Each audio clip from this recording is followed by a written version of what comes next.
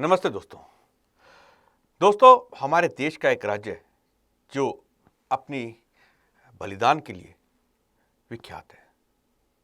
कहते हैं कि अंग्रेज़ों ने भी उस राज्य के रहने वाले लोगों को अपनी सेना में खास जगह दी।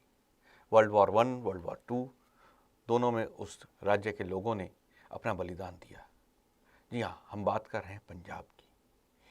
पंजाब एक ऐसा राज्य है जो अपनी देशभक्ति और बलिदान के लिए जाना जाता है, जहाँ हर धर्म, हर समुदाय के लोग आपस में मिलकर रहते आए हैं।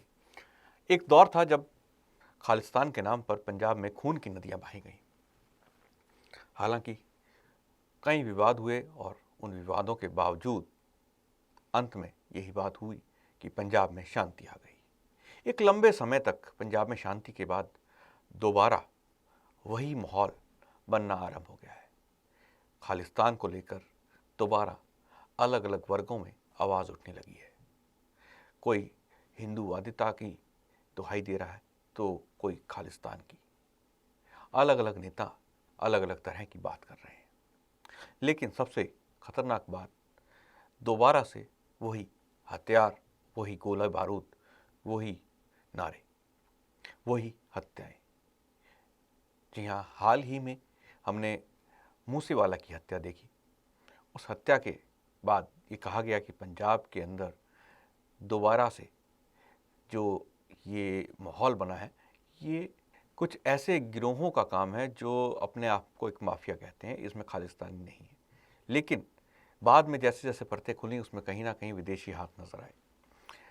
उसके बाद अब हाल ही में एक और घटना घटी जिसमें एक हिंदू नेता की सरेआम हत्या कर दी गई। सबसे बड़ी बात, उस नेता को पुलिस की सुरक्षा भी प्राप्त थी। 10 पुलिस वाले उसके पास उसके लिए सुरक्षा के तौर पर तैनात किए गए थे, फिर भी गोली मारकर सरेआम हत्या कर दी गई। और उस हत्या की जिम्मेदारी कनाडा में बैठे एक व्यक्ति द्वारा दी गई, जो कि खालिस्तान आंदोलन से जुड़े हुए, पाकिस्तान से जुड़े हुए कनेक्शंस, ISI से जुड़े हुए कनेक्शंस सामने आए।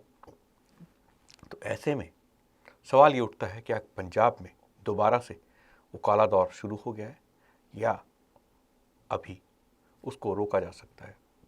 इसी पर चर्चा के लिए आज हमारे साथ मौजूद हैं श्री नरेंद्र आहूजा जी। नरेंद्र आहूजा जी, आपका बहुत बहुत स्वागत है हमारे इस कार्यक्रम में। आहूजा जी, पंजाब में आतंकवाद का एक दौर था जब हत्याएं हो रही थी, बसों से उतार कर लोगों को मारा जा रहा था। जो गुरुद्वारे थे वहाँ पर हथियारों का जमावड़ा था। Operation blue star, black thunder, बहुत सारे ऐसी चीज़ें हुई जिसको लेकर बहुत सारे विवाद हुए। प्रधानमंत्री श्रीमती इंदिरा गांधी की हत्या हुई। 84 के दंगे भी कहीं ना कहीं उन्हीं सब चीज़ों से जुड़े हुए रहे। और उसके बाद पंजाब में एक शांति का दौर आया।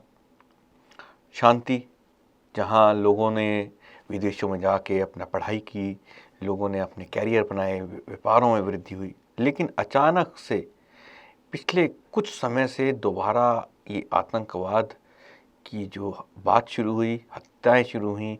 पंजाब में इलेक्शन से पहले भी कुछ हिंदू नेताओं की हत्या हुई। उसके बाद अब हम देख रहे हैं एक बार फिर एक हत्या हुई जिसमें पूरी की पूरी जो सिक्योरिटी थी उसको ब्रीच किया गया। ये सब चीज़ें किस और पंजाब के माहौल का इशारा कर रही हैं? जी अमित जी, जी निश्चित रूप से सभी जो दुर्घटनाएं घट रही हैं पंजाब में निरंतर लगातार, वो कुछ ना कुछ संकेत दे रही हैं। लेकिन हम अक्सर इन मिलने वाले संकेतों से आंखें मूंद कर ऐसे बैठ जाते हैं जैसे कबूतर अपनी आंख बंद कर ले और सोचने लगे कि बिल्ली नहीं है। जब भी वह ऐसा सोचता है तो वह कबूतर बिल्ली के झपट्टे में पकड़ा जाता है और अपनी जान खो बैठता है। पटियाला में आप चौकसी विभाग के मुख्यालय पर RPG का हमला कैसे भूल सकते हैं?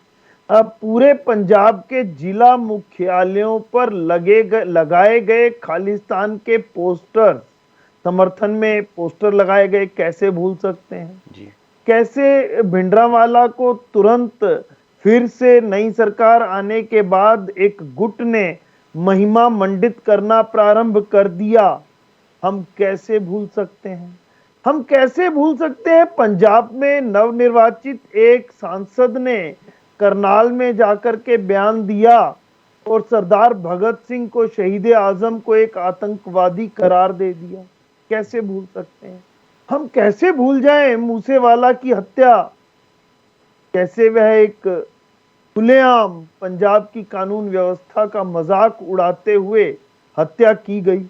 हम कैसे भूल जाएं इस कानून व्यवस्था की बिगड़ती हुई स्थिति में पंजाब का मुख्यमंत्री जर्मनी के फ्रैंकफर्ट में एक विमान से इसलिए उतार दिया जाता है, आरोप लगता है उस पर कि वह इस स्थिति में नहीं थे कि उन्हें जहाज में बैठने दिया जाए और उन्हें उस जहाज से उतार दिया जाता है।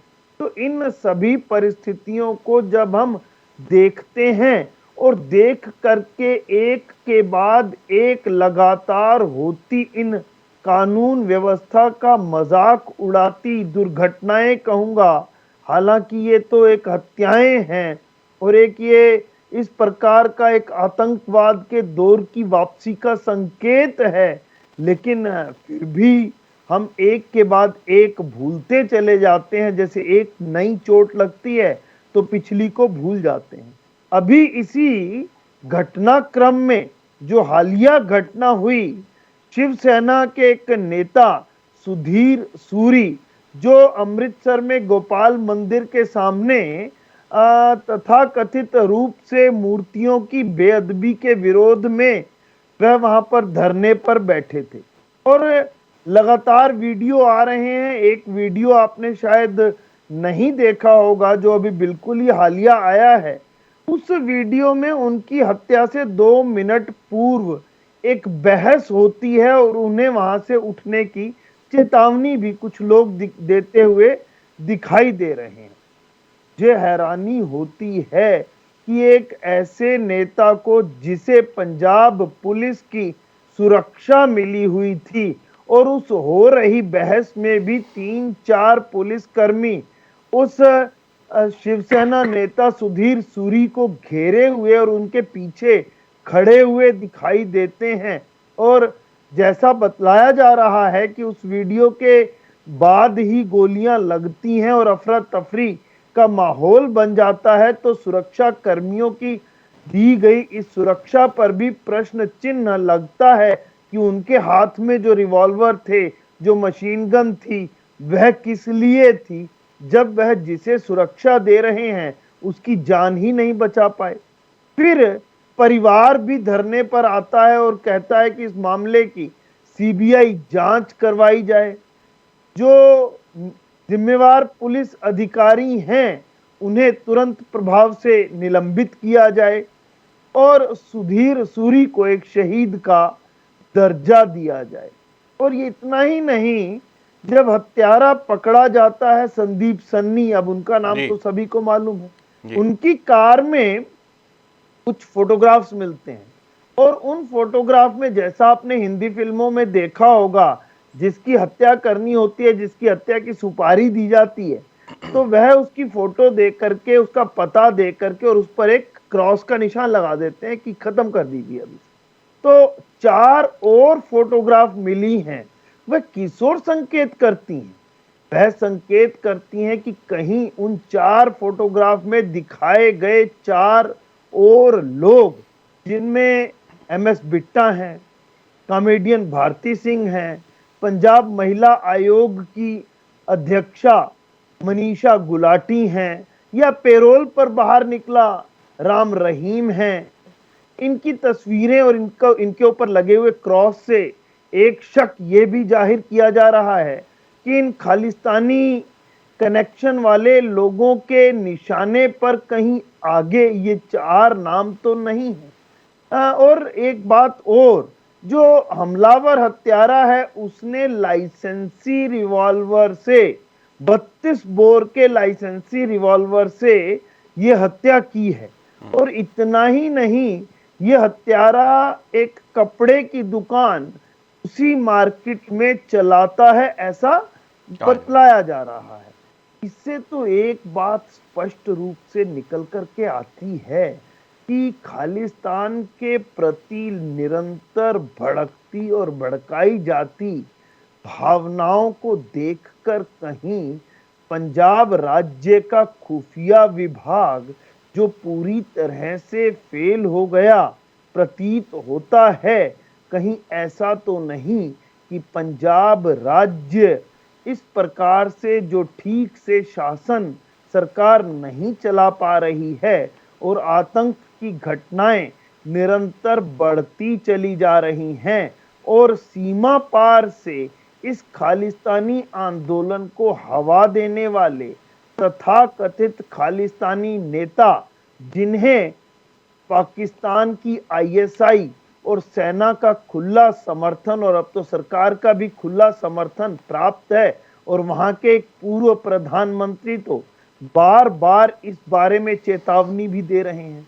यहां एक बात और कह दूं कि पाकिस्तान के पूर्व प्रधानमंत्री इमरान खान पर प्रायोजित या आयोजित या सुनियोजित, जैसा भी होगा वो तो उनकी जांच बतलाएगी, लेकिन हुए जानलेवा हमले के बाद पाकिस्तान की जनता में भड़के हुए आक्रोश को देखते हुए वहां की आईएसआई और सेना और अब सरकार भी उनके समर्थन में निश्चित रूप से ये इतिहास बतलाता है कि अपनी जनता का ध्यान भटकाने के लिए वह मेरे देश में और खास तौर पर इस सीमांत राज्य पंजाब की बिगड़ती हुई कानून व्यवस्था को देखकर वहां आतंकी घटनाओं को अंजाम दे सकते हैं। और विशेष रूप से दो राज्य ऐसे हैं जो पाकिस्तानी सेना और वहां की खुफिया एजेंसी आईएसआई और वहां पनप रहे, चाहे वो लश्कर तोयबा के हों या अन्य मुस्लिम संगठनों के आतंकवादी हों या खालिस्तान को जो हवा दे रहे हैं वह लोग हों, जिनका सरगना एक चावला नाम का सिख खालिस्तानी जो वहां बैठा पाकिस्तानी आकाओं की गोद में कहीं पंजाब में इस प्रकार की और अधिक गतिविधियों को ऐसा ना हो कि वह और अधिक भड़काने का काम करे। जी यहाँ बिल्कुल। एक नाम और लूंगा। ये जो घटना घटी है, ये जो घटना घटी है, इसके अंदर जो नाम आ रहा है कनाडा का जो गैंगस्टर है लखबीर सिंह उर्फ लंडा, और इसके पीछे जो है इसके जिसका हाथ बताया जा रहा है पाकिस्तान में बैठे आतंकी हरमिंदर सिंह उर्फ रिंदा का नाम जो है वो आ रहा है कि जिन्होंने इसकी जिम्मेदारी ली है पूरी के पूरे। तो साफ जाहिर है कि ये कहीं ना कहीं पाकिस्तान का कनेक्शन है। और आपने बात बिल्कुल सही कही, जब भी पाकिस्तान के अंदर राजनीतिक अस्थिरता आती है तो वो कुछ ना कुछ ऐसी घटना को अंजाम देने का प्रयास करता है कि चाहे वो युद्ध विराम का उल्लंघन हो या फिर किसी प्रकार की बड़ी आतंकी घटना, जिससे कि उसके देश की जो जनता है वो सवाल पूछना छोड़ दे और खुशी से मदमस्त हो जाए कि उन्होंने भारत के अंदर कुछ ना कुछ ऐसा किया जिससे जो उनकी जिसे कह लीजिए खुशी एक तरह से बन जाती है, खुशी का माहौल बनता है अगर भारत में कुछ इस तरह की घटना घटती है तो। क्योंकि हर व्यक्ति पाकिस्तान में बैठा चाहता है कि भारत कभी भी खुश ना रहे, खुशहाल ना रहे। तो ये चीज़ तो जग जाहिर है और अब इसकी जांच एनआईए को दे दी गई है, तो ये सारा कुछ तो जाहिर है। मैं आपसे जानना चाहूँगा कि ये जो चीज़ अभी पंजाब में एक अचानक से बढ़ गई है, आपने बात कही कि सरकारों के जो आपसी तालमेल की कमी कह लें, अभी उनके मुख्यमंत्री अन्य राज्यों में चुनाव प्रचार में व्यस्त हैं, सारी जिसे कह लीजिए पूरी की पूरी फोर्स वहाँ लगी हुई है नेताओं की कि गुजरात या हिमाचल में क्या किया जाए। तो ये सब चीज़ें वहीं पंजाब के अंदर जो हो रहा है वो कहीं ना कहीं एक तरह से फेलियर ऑफ द सिस्टम पूरी तरह से है। और जो आज युवा वहाँ आकर्षित हो रहा है दोबारा से इन आतंकवादी घटनाओं की ओर, इसके पीछे क्या कारण है? क्या ड्रग्स, पैसा या दुष्प्रचार, सोशल मीडिया, क्या कारण मानते हैं आप? देखिए अमित जी, इसके पीछे क्या कारण है मैं स्पष्ट रूप से बता दूं। एक शब्द प्रयोग हम अक्सर किया करते हैं चर्चा के अंदर, नार्को टेररिज्म। जी। और इस नार्को टेररिज्म के गोल्डन ट्रायंगल का एक एंगल पंजाब में आकर के टिकता है और पाकिस्तान से संचालित ये नशे का कारोबार कहीं ना कहीं पाकिस्तान द्वारा समर्थित होने के कारण सीमा पार से आता है और पंजाब के युवा वर्ग को तबाह बर्बाद करता चला जाता है। पंजाब के युवा वर्ग को नशे का आदी बनाता हुआ, पैसा कमाता हुआ और पाकिस्तान की इस बदहाल अर्थव्यवस्था को बचाने का काम करता है। हम जितना भी यहाँ पर पाकिस्तान से आया हुआ, सीमा पार से निरंतर आ रहा नशा, जिसके लिए बीएसएफ को भी, उसके भी अधिकार क्षेत्र की बढ़ोतरी की गई और जिसका विरोध राज्य सरकार ने बहुत बुरे ढंग से किया, लेकिन यह अत्यंत आवश्यक है ताकि नशे का कारोबार इस प्रकार से पाकिस्तान से आने वाले नशे से ना हो पाए और उन्हें नार्को टेररिज्म से जनरेटेड फंड्स का लाभ पाकिस्तान ना उठा पाए। एक दूसरा, हम ना जाने क्यों अपने इतिहास को भूल जाते हैं और हाल फिलहाल की कुछ घटनाओं को याद करने लगते हैं और हमारे हीरो बदल जाते हैं।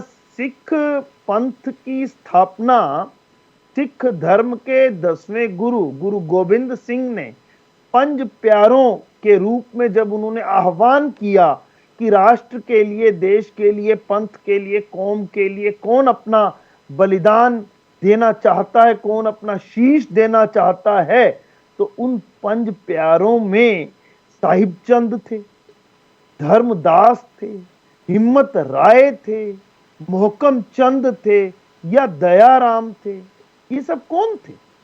ये सब हिंदू ही तो थे, ये सब आर्य ही तो थे, श्रेष्ठ ही तो थे। जाति अगर कही जाए, जाति में हम विश्वास नहीं रखते हैं, लेकिन पूछा जाए तो खत्री थे, जाट थे, धोबी, नाई, कुम्हार, ये सबसे पहले सिख धर्म में दीक्षित हुए। अर्थात सिख धर्म की, सिख पंथ की स्थापना हमारे ही बीच के उन लोगों ने की जो देश की खातिर कुर्बान होने के लिए तैयार थे और 10वें गुरु गोविंद सिंह जी महाराज के उस आह्वान पर 13 अप्रैल 1699 को जो उन्होंने आनंदपुर साहिब के दीवान में दिया, तब सबसे पहले इन पंज प्यारों ने स्वयं को इस पंथ के लिए, जो हिंदू धर्म की रक्षा के लिए बना था, दे दिया, स्वयं को समर्पित कर दी। तो हम क्यों भूल जाते हैं? फिर हम क्यों भूल जाते हैं उस इतिहास को कि सिख पंथ पर यदि सबसे अधिक अत्याचार किसी ने किया तो वह इस्लाम ने किया?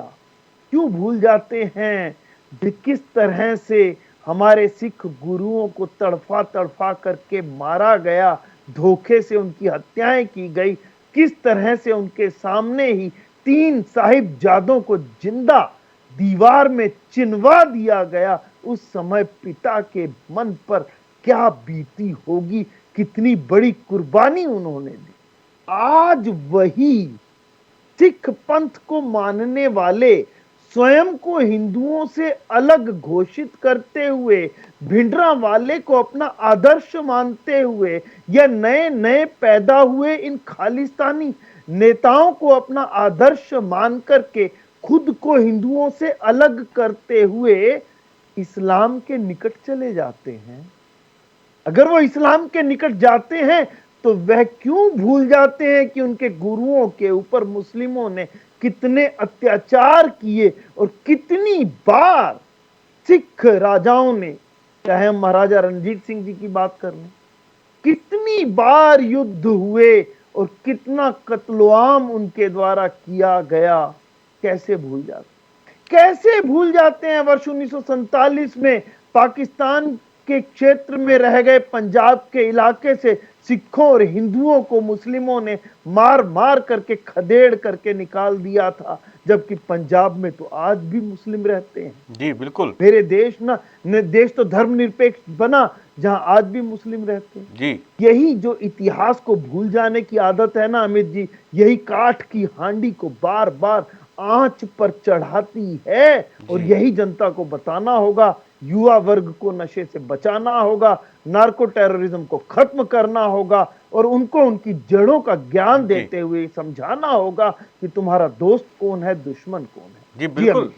ये एक बहुत ही महत्वपूर्ण आपने बात कही कि उन युवाओं को समझना होगा अपना इतिहास, कि कौन उनके पूर्वजों के ऊपर अत्याचार कर रहा था। आज हम ये कहते हैं कि हिंदू सिख अलग-अलग हैं, दोनों अलग-अलग चीज़ों को मानते हैं, दोनों के विचार, लेकिन वास्तविकता तो कुछ और ही है। वास्तविकता जो अभी नरेंद्र आहूजा जी आपने बताई कि वास्तविकता रूप से तो यही है कि हिंदू और सिख अपनी जड़ों से तो एक ही हैं, दोनों ही आर्य रहे।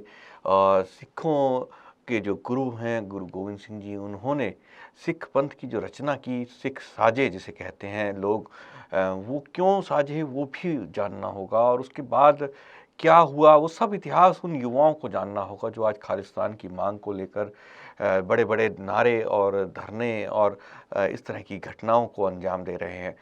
हालांकि पंजाब एक ऐसा राज्य है, मैंने आरंभ में भी कहा, जो अपने बलिदान के लिए हमेशा ही अग्रणी रहा है। भारत की रक्षा के लिए पंजाब के लोगों ने न केवल सिपाही के रूप में बल्कि किसानों ने, वहाँ के नागरिकों ने हमेशा बलिदान दिया। किसानों की बात मैं इसलिए कर रहा हूँ क्योंकि जब लड़ाई होती है तो किसान ही हैं जिनके खेतों से गुजरती हैं सेनाएं, जिनकी फसलें रौंद दी जाती हैं। चाहे 2000 या 1999 का कारगिल युद्ध हो, हमेशा पंजाब के किसानों ने ही झेला।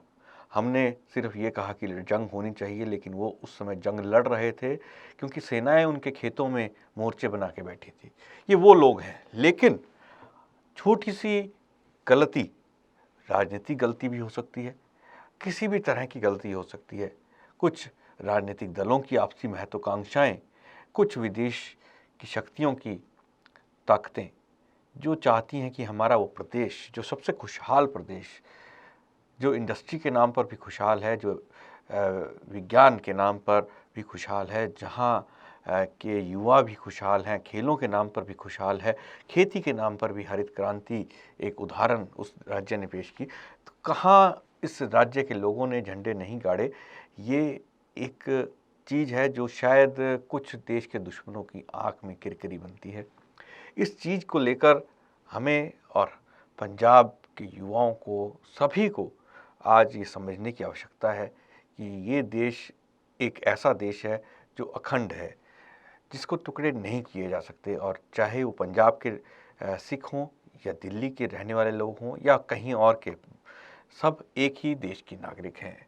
खालिस्तान की मांग एक छलावा भर है जो कभी पूरा नहीं हो सकती, जो ना आगे पूरी हुई है ना कभी होगी।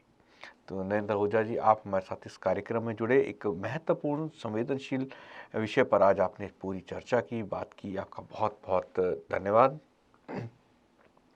दोस्तों, कल फिर मुलाकात होगी एक नए विषय और एक नए मुद्दे पर। आप हमारा कार्यक्रम देखते रहिए। आज मुझे आज्ञा दीजिए। नमस्ते।